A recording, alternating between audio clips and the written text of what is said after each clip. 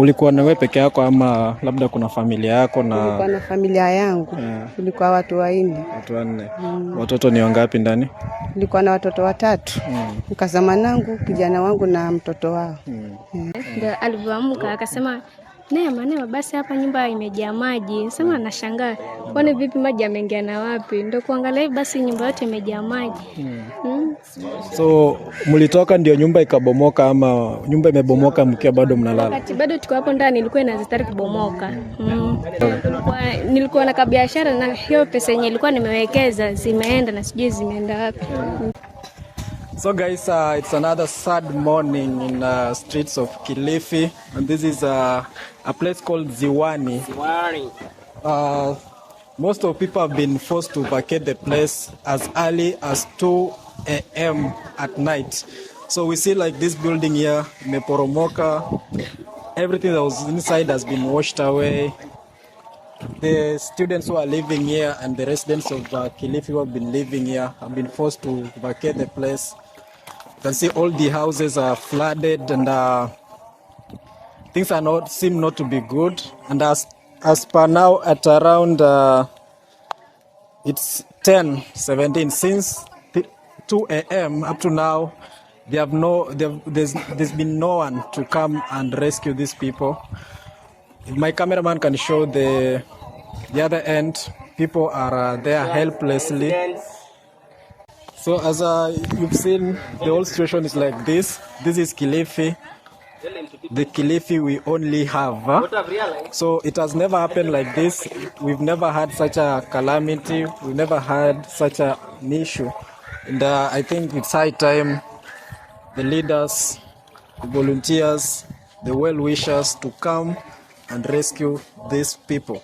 So we're doing this video just to let the public know that things seem to be very worse, and as we continue, we don't see any hope. Here we need like a generator or something of that sort to pump this water out of here.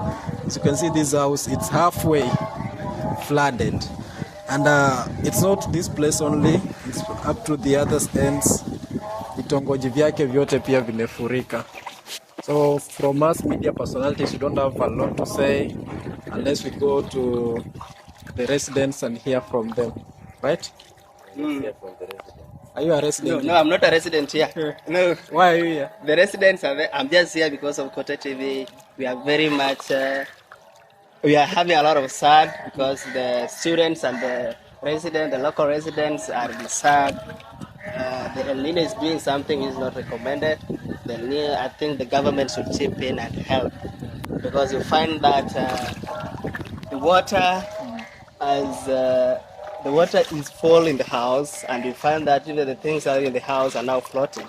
And now what I think the government should recommend to the landlords, they should not build houses where are prone to a lot of water system, where the drainage is very poor, where the places where swampy areas, so that these are the things that we can avoid by advising the locals, the local tenants and the local landlords not to build houses in the swampy areas, in lowland areas, where if it rains a lot, it can cause to this such pandemic.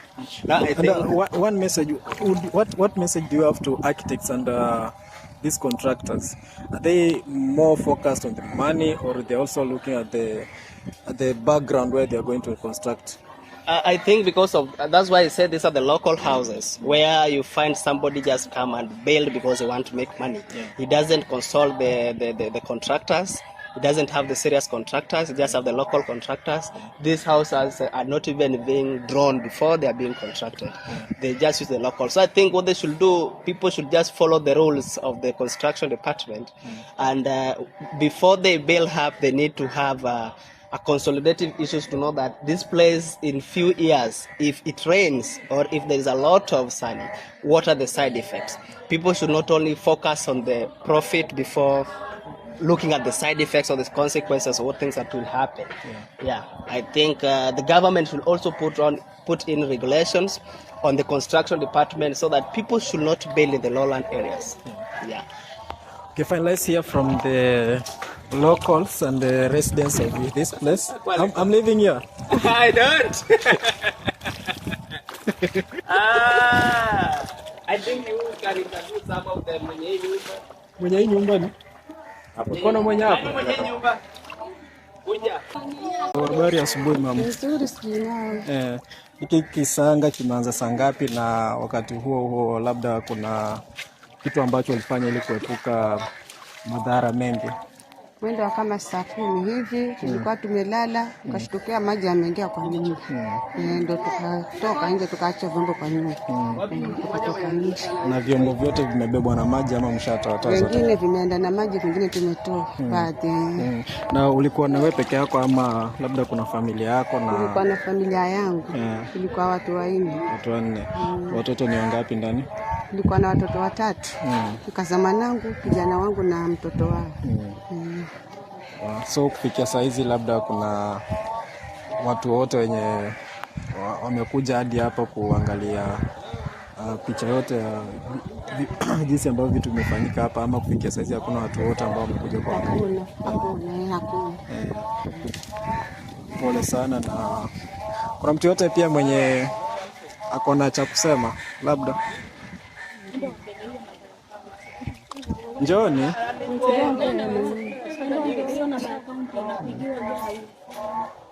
Hakuna kitu cha kuogopa, njoo tu. So labda kuna vitu ambavyo we mwenyewe umepoteza, ni mali labda ya takriban kiwango kipi cha hela? Hata siwezi nikajua, maanake venye kimeenda siwezi nikajua, maanake nimeokoa tu mattress na kitanda na sanduku 2, hizo zingine zimeenda zote. Na nyumba yenyewe ni hapa mbele ilikuwa wazi ama ni kwa sababu ya maji? Kwa sababu ya maji, nilikuwa naishi hapa ndani sababu ya maji. Ilikuwa sawa kabisa. So ule mkaza mwanako ni yupi? Njoo. Songa tu hapo hivi kidogo. Habari yako? Nzuri. Utatuambia unaitwa nani? Naitwa Neema. Neema, umeanza kuona mambo yakifanyika hapa saa ngapi? Saa 10. Hata nilikuwa nimelala. Njoo hivi. Hata nilikuwa nimelala. Sasa bwanangu sisi tunalala ile room nyingine, ndio alivyoamka akasema, Neema, basi hapa nyumba imejaa maji. Sema anashangaa, kwani vipi maji yameingia na wapi? Ndio kuangalia basi nyumba yote imejaa maji. So mlitoka ndio nyumba ikabomoka ama nyumba imebomoka mkiwa bado mnalala? Wakati bado tuko hapo ndani ilikuwa inazitari kubomoka. Hata huo mlango ulikuwa imeshinda kufunguka, ikabidi mwanangu apande na juu ndio ufungue na nje. Na kuna mali yote yenye imeenda na maji ama kuna vitu ambavyo? Nilikuwa na biashara na hiyo pesa yenye ilikuwa nimewekeza zimeenda na sijui zimeenda wapi. Pesa zangu zimeenda. Labda mama tu, tangu labda mwanze kuishi hapa, tangu mkue hapa, ushaitokea na kisa kama hichi ama ndio mara ya kwanza kwa maisha yenu yote kuangalia vitu kama hivi? Mara ya kwanza.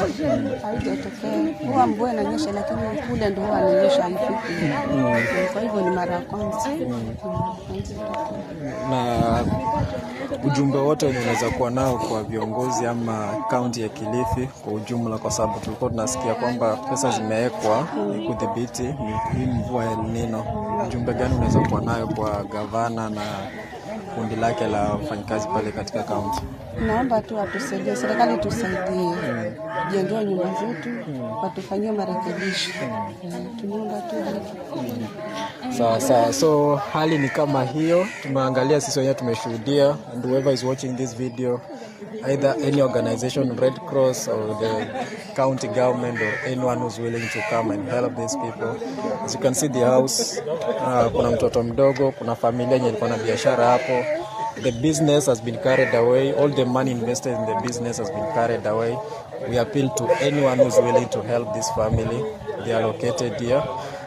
Labda utapeana namba yako ya simu ama useme tu majina na mahali kwenye unapatikana, ili ukiwa na watu wakuja kusaidia wajua mahali utapatikana. Wakati huu mkazamana utachukua namba mkazamana, maana yake mimi mwenyewe nimefuliwa na babangu, hata niko Gede, kwa hivyo huyu hata anaenda leo, huyu ndio yuko hapa sasa. Kwa hivyo utachukua namba ya huyu, yeye yuko hapa kwa wakati huu mpaka Ijumaa ndo atatoka aje kwa mazishi. Mami, utapeana namba yenye mnaweza patikana nayo, alafu na sehemu yenye mko saizi. 07 42 42 06 51. Na hapa mahali penyewe panaitwa aje? Hapa ni Mkoroshoni. Ziwani. Mkoroshoni Ziwani. Hapa ni Ziwani. So kuja njoo. Songa tu kidogo mama hapo. Tumpishe pia. Sasa simama tu hapa. So utatuambia unaitwa nani na ile janga ambalo limefanyika hapo, wewe mwenyewe umeliona kuanzia saa ngapi? Kutoka saa 9 za usiku. Tulikuwa tumeenda tumefanya kuamshwa na vitanda vilikuwa viko juu ile hata maji yameingia kwa sikio. Tulivyoshuka hivi ndio tukapata kila kitu kime float kwa nyumba. So wewe unaishi kwa ile nyumba ama? Naishi hapa kwa ile nyumba. Hapo hivi labda wapangaji ni kama wangapi? Hapa tuko wapangaji 14. Wengine ni watoto wadogo ama watu wote ni wa umri wa juu kidogo? Hapana, kuna kama room 3 hivi ziko na watoto, ni familia. Na kuna wengine pia ni wao watu wanatoka asubuhi wakitafutia jioni wanarudi. Chakula changu nilifanya shopping juzi, sukari, mchele, kila kitu, unga, kila kitu imeenda. Ulikuwa mwanabiashara ama ulikuwa tu mkaaji? Mimi ni mwanabiashara. Nafanya biashara. Na landlord labda amekuja ama? Tumepigia simu landlord. Amefika but amekuja akazima the main switch ya stima, alafu akaenda, hatuja communicate anything. There's no life yenye imekuwa at risk, yenye labda kuna mtu mwenye ameumia ama kuangukiwa na ukuta ama kubebwa na maji? Hata hatujaumia, lakini sasa hali si nzuri. Do you have any message to the county government, especially the governor? As we are told, pesa zilitolewa za kudhibiti El Nino na pia kudhibiti visanga kama hivi kutokea, na ujumbe wote unaweza pasha kwa gavana wetu tunakupenda sana Mng'aro, na najua hata ile pia unaweza kutusaidia sisi wanaziwani, na najua hauwezi shindwa. Kwa hivyo popote ulipo kwenye unapata message hii, tunaomba tafadhali usaidizi, maana tuko stranded. Hatujui sasa tutakula nini, tutalala wapi. Tuko stranded, hatuna anything, hata nguo yenye nimevaa ndio hiyo yenye iko hapo.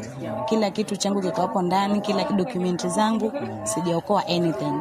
So tunakuaminia gavana wetu Mng'aro, ukisikia sauti hii utunini, na pia tuko na MCA wetu wa Kibarani Ward, Bwana Moses. Ukisikia sauti hii tusaidie wanaziwani. So thank you so much guys. That's what has been happening. These are the residents, these are the victims, and whoever is going to watch this video, if you have any help of any kind, please come to Ziwani and come save these people. Thank you so much. We love you and God bless you.